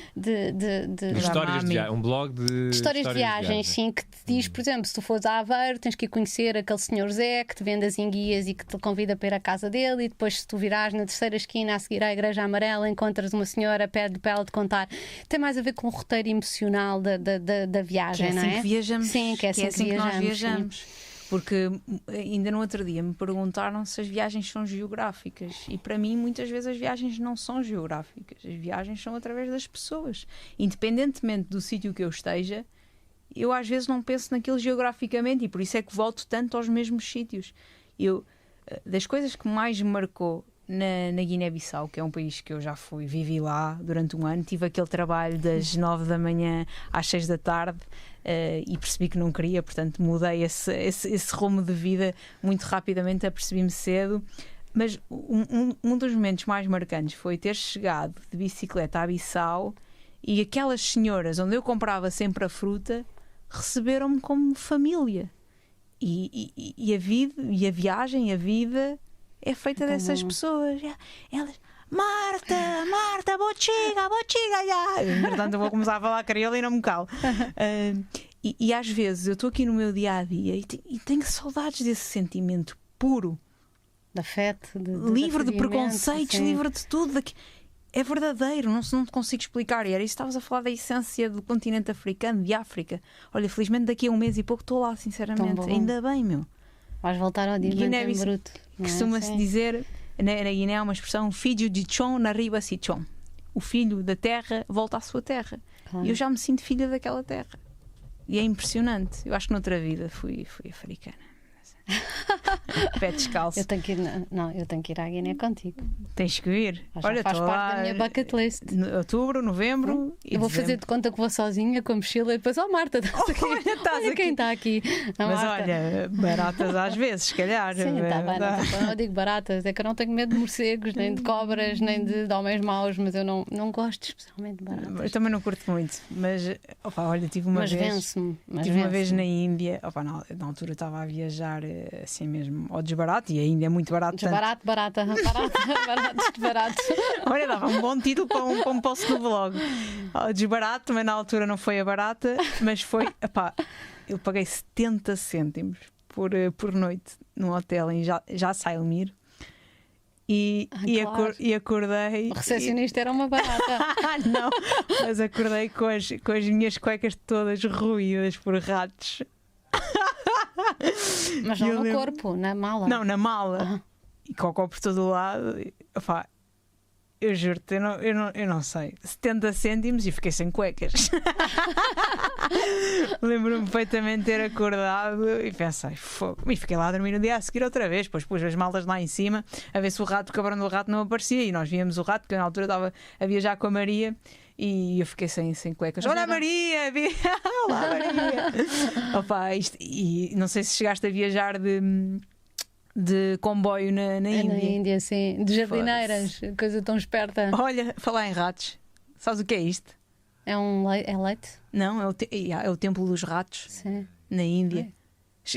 Tu não chegaste aí, pois não, Marco? Eu não cheguei a ir o templo dos macacos, mas os ratos não. Mas ouvi histórias. Mas não foi aqui que morreram as cuecas. Mas opá, a Índia foi o que seria. Os ratos roeram as cuecas Da rei da Rússia. Da rei da Rússia. Mas a Índia transformou. Isto é na fronteira com o Paquistão, que é pá, que saudades da Índia. Agora, infelizmente, a Índia está completamente fechada a 7 chaves e não dá para viajar para lá. Agora é tão fodido. É horrível. É horrível. É quase, chega a ser quase claustrofóbico. Mas é impressionante como há 2 anos atrás tu estavas aqui, olha, bora amanhã para não sei onde, bora, e vamos, e agora? Mas não sentem que há um exagero? Ou seja, não sentem que... Pronto, estou aqui a ver que back em 2017. Isto de repente pode se tornar um bocadinho insustentável, né? Falando-nos aqui um bocadinho dos problemas do ambiente e a questão das viagens a 30 euros ir quase para o outro lado da Europa. Não, como é que vocês sentem isso? Vamos falar da pegada de carbono? É isso? Não sei, ou seja, não sinto que... é incrível nós todos viajarmos, mas não é sustentável todos, literalmente toda a gente viajar. Mas há outras coisas mais insustentáveis do que as viagens. As viagens cruzam fronteiras e cruzam conhecimentos, permitem-te trazer informação de um lado para o outro, não é? Que nós achamos de forma ingênua que nos chegam através das redes ou dos jornais. Chega-te a parte que eles querem, a parte que eles cortam, a parte que eles te permitem ler. E, portanto, não há ninguém mais informado do que um homem que viaja. E, portanto, eu acho que nós todos devíamos ter que viajar. Acho que se devia democratizar, sim. Acho que se poupem nos combustíveis fósseis, poupe-se noutro tipo de energias, arranje-se uma forma, acabe-se com a pesca insustentável, com metano, façam lá o que quiserem, mas permitam-se e democratizem o mundo, porque o mundo é toda a gente e é a nossa maior biblioteca, não é? Sim, eu percebo, epá, eu subscrevo, mas eu às vezes tenho a consciência um bocadinho pesada quando recicla. Mas tu foste de bicicleta para a Guiné-Bissau, portanto. Pois foi. Mas voltei de avião. Está bem, mas... E por exemplo, poupei uma viagem e eu de todo que não sou da pessoa. Quantos dias é que demoraste? Fiz 3 meses de viagem. Foi alta viagem. Tenho que fazer outra viagem de bike. Ai, Pondicherry. Eu continuo ali a ver a minha cara toda feliz. Por acaso estava bem feliz. É tão bom. E estava a dizer, mas por exemplo, quando estive em Barcelona, às vezes, sei lá, fui 7 dias e apanhei 2 aviões. Já viste a minha pegada?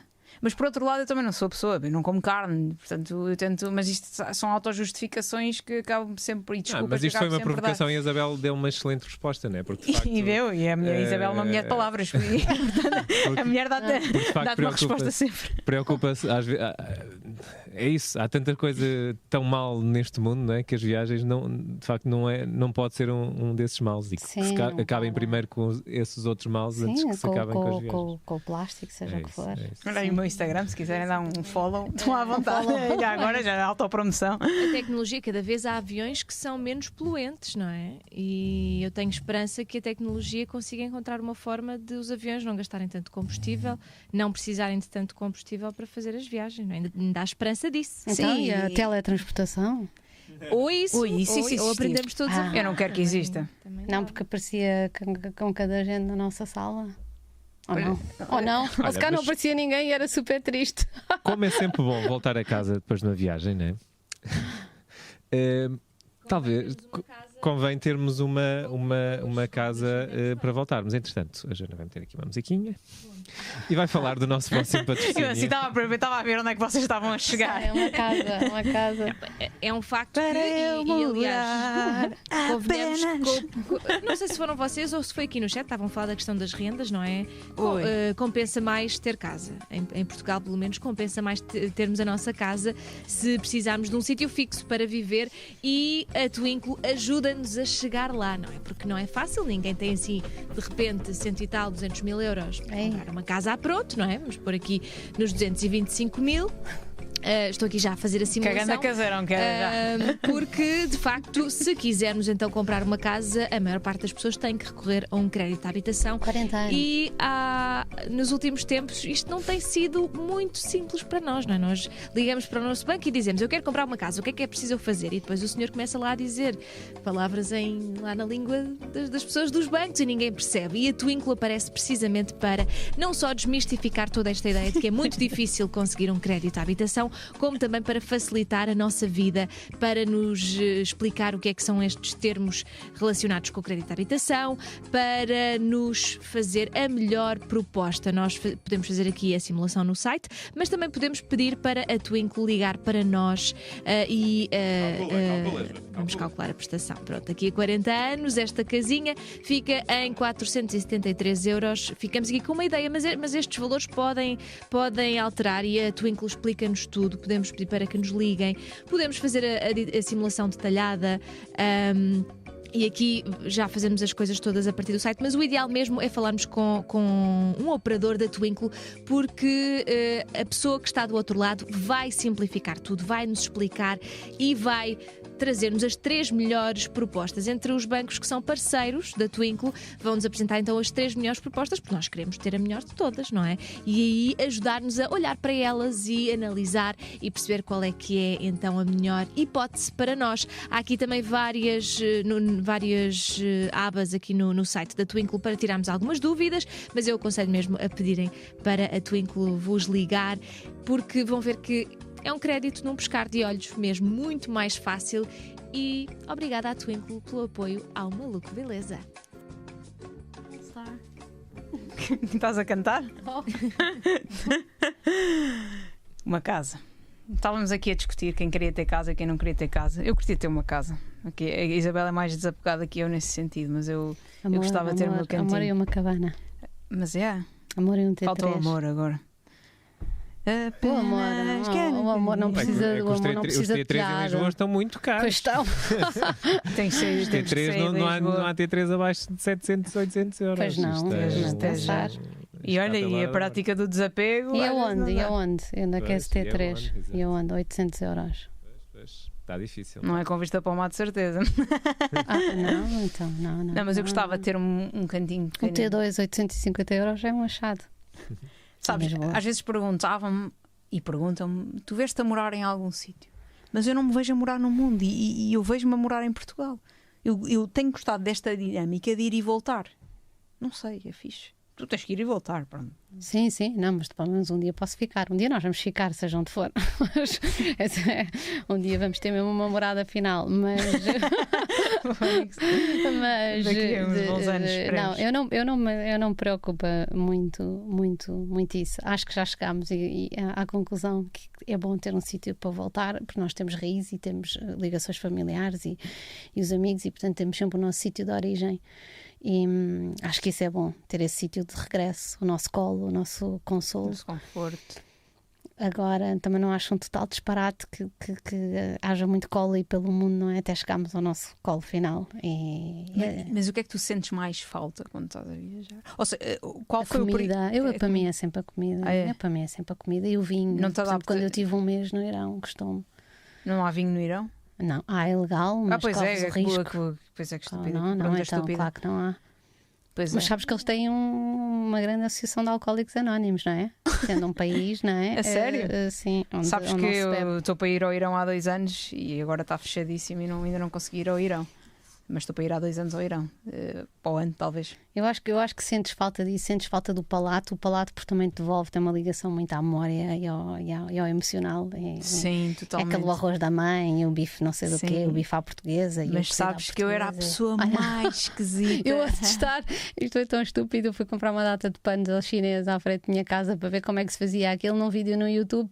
Umas cromas iranianas a pôr o tutorial para pôr o hijab. Mas esta és tu? Esta sou eu. Nem parecias tu? Não, já parecia uma iraniana. Uma iraniana. Mas é curioso esta parte da alimentação. Sabes que eu era a pessoa mais esquisita à face da Terra.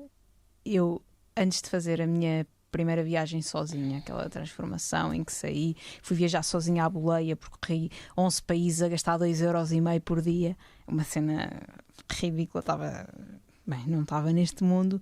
Foi aí que eu decidi, bem, se é para fazer tudo, vou deixar de comer carne. E desde 2016 que não como carne, mas eu era aquela pessoa que eu fui para Moçambique com 18 anos e comia só arroz, porque não gostava de feijão, não gostava dos legumes, não gostava de nada que era verde. E tu veste sempre com essa capacidade de viajar low budget, ou seja, sempre a dormir em colchões. Porque sabes que é engraçado que esta questão da idade.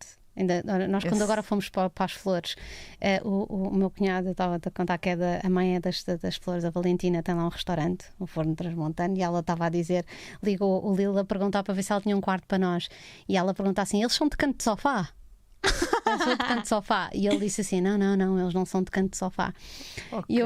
E eu pensei em contrariar, mas pensei, foda-se, é verdade. Já não sou, já passou esses tempos. Sofá, já passou esses tempos e vamos ficar desconfortáveis, vamos ficar com dores nas costas e o corpo ressente-se à medida que a idade for. É verdade, e portanto tu queres um bocadinho mais de conforto.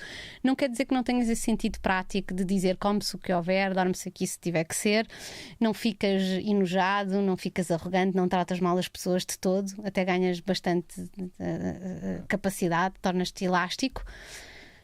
Mas precisas de algum conforto, porque uma noite de insónia já é uma coisa que te pesa muito no corpo. A partir dos 35, 36 tu vais sentir uma grande diferença. Mas eu às vezes tenho medo de pensar nisso, porque muita gente me diz isso, atenção, e eu já sinto alguma diferença, porque às vezes penso, porra, eu já vivi isto.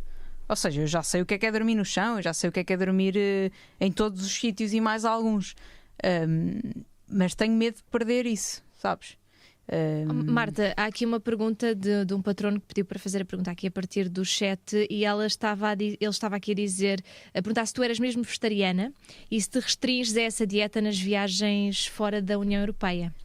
Ou se sentes, por acaso, até se calhar noutros países até tens mais facilidade, não é? Sim, depende. Vegetariano. Eu tento adaptar-me sempre à realidade. Eu, por exemplo, quando vivi os 8 meses no Nepal e na Índia, fui 100% vegetariana nessa altura.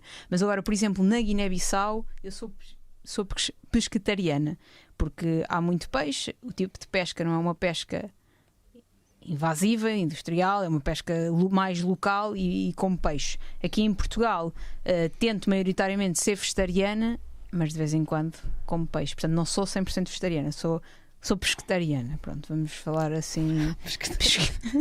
Pescetariana. Mas tento, se tiver que escolher, tenho uma dieta vegetariana. Sim. É isso. E não é impossível viajar de forma vegetariana. Agora, é muito difícil.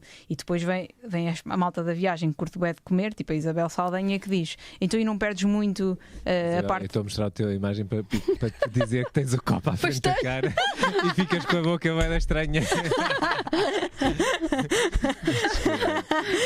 Que riso. Isto já foram 2 copos, um partiu-se já, estou a brincar. E depois a malta diz: mas viajar, a gastronomia também é viagem. E eu, claro que às vezes, se calhar, posso perder alguma coisa por não estar a provar. Isso é aquelas conversas da treta dos puristas. Dos puristas. Eu respeito quem quer comer, quem quer comer que coma, quem não quiser comer que coma. Mas às vezes é engraçado, eu lembro-me perfeitamente. Mas acho que não se deve paternalizar, nem chatear, nem moralizar, sobretudo chatear. Sim, mas tem que ter cuidado quando tu estás a viajar e dizes que, imagina, eu estou a viajar, estou na Guiné, estou no Senegal, as pessoas oferecem aquilo que têm, e aquilo que têm muitas vezes é carne. Sim. E como é que eu vou explicar às pessoas que eu não como carne? Eu digo que aquilo não é doença, faz-me mal. Tem que sempre de uma forma cuidada. Sim. Ou então afasta a carne e come só o arroz, e às vezes é arroz com molho de carne. Mas isso é uma cortesia, é tu a tentar não magoar, não é? E é preciso ter esse cuidado, porque às vezes estão a ser tão generosos e tu estás a recusar algum preceito, não é? Que só explicar, não é? Até parecia um atentado perante quem está-te a oferecer aquilo que quase não tem para si. Sim, não é? Uma galinha magra, não é? Sim, mas é mesmo. É verdade. As pessoas dão aquilo que têm e que não têm. E eu lembro perfeitamente de estar a entrar nas aldeiasitas, nas palhotas, e as pessoas saírem da própria cama e do próprio quarto para eu dormir mais confortável. E tu não darias? Tu não serias a mesma pessoa eu seria, que acolhe, que abre as portas? Eu sou assim, mas E porquê é que achas que nós nos desumanizamos tanto na cidade? Agora sou eu a fazer as perguntas. Então revertemos o papel. É. Mas porquê é que achas que nós. Sim, porque é que. Não sei. Porque temos mais a perder. É a minha visão. Eu estive no Sudão e há de ser um documentário entre semanas. A sério? Entre quantas semanas? Não posso. Ok, porque desculpa, depois as pessoas vêm cobrar. Pois vem. Saía, sair. Não, vai Esquece. sair entretanto, antes do final do ano vai sair. Pronto. Boa. É o que eu posso dizer. Bom. Um documentário sobre o Sudão e justamente eu tive esse impacto e fiz-me exatamente essa questão. Porque é que nós que achamos que somos tão à frente, né? E tão mais à frente que esta malta que vive atrás. aqui e estamos completamente atrás e em nível humano e social nós agredimos. Mas tu disseste que nós temos mais a perder o quê? Aquilo que eu senti a nossa televisão e o sim, nosso iPad? Às tantas parece que quanto mais nós temos, mais medo temos de ficar sem isso. Como eles não têm nada. É aquela célebre frase do quem não tem nada a perder. É um bocado, ou seja, Eles devia ser um lema do desapego. Primeiro, eles só sobrevivem se forem comunitários, não é? Sim, sempre. Mas a questão é que aquilo pega-se. E eu tenho um exemplo muito concreto que eu senti lá e eu senti-me contagiado com isso. Aquela forma deles de receberem e de darem tudo aquilo que não têm, até inclusivamente, fez com que eu, numa certa altura, houve ali umas experiências que de facto me sensibilizaram, de pessoas, sei lá, estávamos a fumar uma xixa lá num barraco, né? e de repente estávamos a falar com dois rapazes que estavam lá, não tinham mais que 19, 20 anos, e estávamos. Eles falavam muito pouco inglês, né? E estávamos ali a tentar arranhar de onde é que são, não sei o quê, o que é que fazem e tal, tentar trocar alguma coisa. Eles 10 minutos depois levantam-se, vão dentro, saem cá fora, está pago a nossa xixa. Eles pagaram a nossa xixa. E esse tipo de gestos sensibilizaram-me muito. Ou então nós entrávamos num restaurante e ficávamos curiosos o que é que nós vamos comer hoje e havia um peixe frito em cima de um papel de jornal. Pronto, é isto que nós vamos comer hoje, e fiz. E as pessoas, como viam olhar, eles, não, come. E nós, não, nós já vamos comer, só estávamos a ver o que é que era o menu hoje. Mas porquê é que tu achas que esses gestos não se repetem? Eu acredito muito naquela coisa, it all comes back to you. Sim, mas sabes que é engraçado que eu agora lembro-me num episódio, eu e o Filipe estávamos no Alentejo, num turismo, num hotel, e estava lá um casal muito simpático. Na piscina, era uma piscina adults only, estás a ver, ótimo, sem crianças, e estava lá um casal que tinha assim um ar mesmo feliz, sabes? E nós estávamos a beber vinho e o Filipe lembrou-se, eu achei uma coisa muito generosa, de mandar vir uma garrafa para eles ou 2 copos, e depois nós pensámos, queres ver que eles ainda acham que é tipo uma cena de swing ou de coisa. E o Filipe foi lá explicar, sentiu-se, e eu percebo, tens que explicar que o gesto é totalmente generoso, é só porque nós achámos que eles tinham mesmo boa onda, estavam muito comprometidos um com o outro, sabes? Não, com uma atitude. Mas eu percebo isso. E nós achámos que era giro, mas sentimos que tínhamos que explicar. E eles depois vieram falar connosco e foi porreirice, e tivemos a beber um copo na piscina, depois cada um foi à sua vida e nunca mais nos vimos até hoje. Mas porquê é que nós ficamos tão presos na nossa generosidade, com medo que ela seja alvo de uma interpretação? Mas tu aprendes errada. isso porque provavelmente já te aconteceu coisas semelhantes, e eu tento retribuir ao mundo aquilo que já recebi, que eu já recebi muito. Olha, por exemplo, eu estava aí para Barcelona, nem contei isto a ninguém, mas estava aí para Barcelona e estava aí numa low cost, e quando tu levas mochilas maiores, tens que pagar para levar a mochila. E eu estava a entrar e via 2 pessoas a discutir, e o rapaz não tinha 25 euros para pagar a mochila, e disse, eu deixo aqui a mochila. E eu olhei para aquilo e disse, não é por 20 euros que vou ficar, 25 euros que vou ficar mais pobre. Eu cheguei-me à frente e fui logo pagar. E eu pensei, já fizeram tanto por mim, não são 25 euros que eu vou pagar, vai ajudar o rapaz a levar a mala e ir. E é aquela roda, sabes? Volta tudo a ti. Não é por isso que eu faço as coisas. E não é pensar nisso que eu faço as coisas. Não, mas essa ação, e concluindo a minha história que eu estava a dizer há pouco, Desculpa, sem problema. Eu fiquei tão sensibilizado com esses pequenos gestos que eu fui sentindo ao longo dos dias e dos primeiros dias, que houve uma situação em que estavam lá uns rapazes a empurrar uma carrinha que, pronto, devia ter ficado sem bateria, e eu dei por mim, por impulso, a poupar a câmara. Eu estava com a câmara na mão, eu pousei a câmara, nem me preocupei se ela estava bem, se ficava bem guardada ou não, e fui empurrar por impulso. E no fim dessa ação, eu assim pensar, olha, eu nem pensei nisto, tipo, por impulso fui ajudar estas pessoas.